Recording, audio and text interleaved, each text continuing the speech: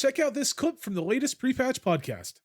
If you're fans of Castlevania, if you are fans of Rogue Legacy, any kind of real roguelike, this is right up your alley. This came out of nowhere for me. It was I didn't have it on my wish list. In fact, I found this game by scrolling through Twitter. And I'm gonna butcher the name.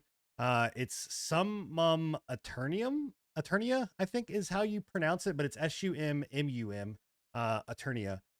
It is a sequel to another game, but this essentially is if Rogue Legacy. This isn't Sundered, is it? Like the same people that did No. Sundered? No. This looks like it. It is so if essentially if Rogue Legacy and Castlevania or Dead Cells had a baby, and this is what would be spit out.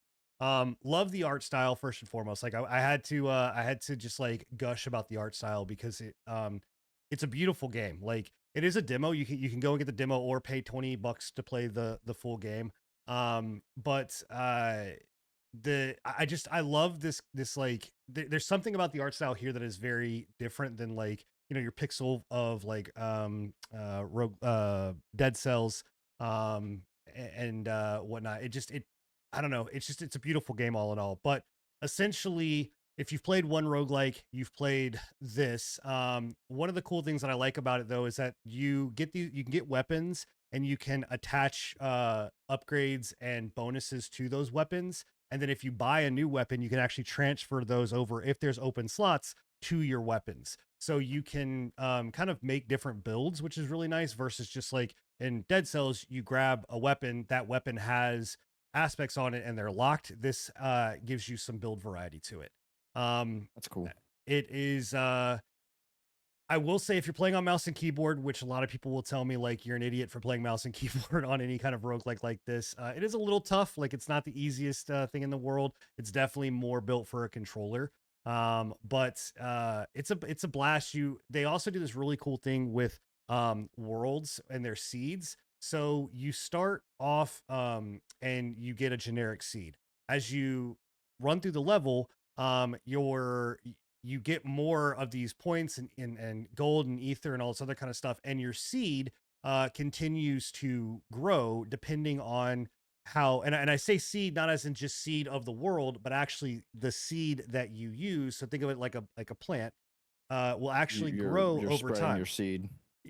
No, you're not spraying your seed. Your seed grows as you progress, and then when you die, that seed will become another level for you to play and so like at the start I will start at level 1. If I beat a boss or something like that, I will move the seed will move and I get enough kills to level 2. If I die, I now get a level 1 seed and I get a level 2 seed, and then I can take that seed back to the store and actually combine 3 different seeds to get a rare or a randomized spawn that may give me bonuses, that could give me power-ups, that give me more gold, or whatever else. Or if I want, I could put 3 level 2 seeds to get a rare level 2 seed. So it's cool how they generated like maps on this. I thought that was, because I've not seen that before. That is actually kind of neat. I do like that.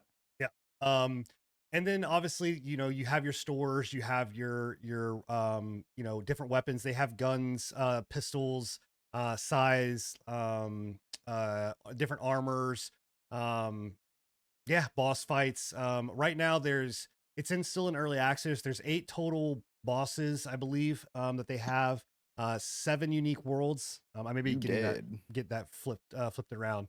But it's a fun time, man. Like and also the other thing that I really love about this is that the way that you traverse the world. So if you have the sword, you can throw it and then warp to that sword and then dash again. So they've created worlds that are very like centered around this, and you can also throw your sword and stick it into a wall, and then is that just something you can always do?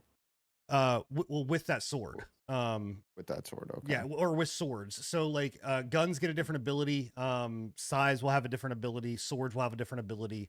But they each have their own kind of unique secondary kind of thing. Is it challenging, or is it it looks pretty tough, honestly. It's a roguelike. So it's hard at the beginning and then gets easier as you continue to progress. Right. But I don't like, I'm 100% down for this. I played the demo. If you want to try it, go, or are unsure, go play the demo and see if you like it. But I guarantee that you'll probably fall in love if you do like these style of games. $20 right now on Steam, well worth the money in my opinion. Good Steam Deck game probably too. Yeah. So, yeah. It does not have ultra wide support. I will tell you that, but that's more of a me thing. That's you, yeah. Than it is for anything. But it's a great game either way. Summum Aeterna. All right. Thank you for checking out the patch notes. If you enjoyed this small selection from our podcast, come and join us every other Thursday at 10:30 p.m. Eastern for the full, unfiltered pre-patch podcast. And check out our past shows at anchor.fm/prepatch podcast.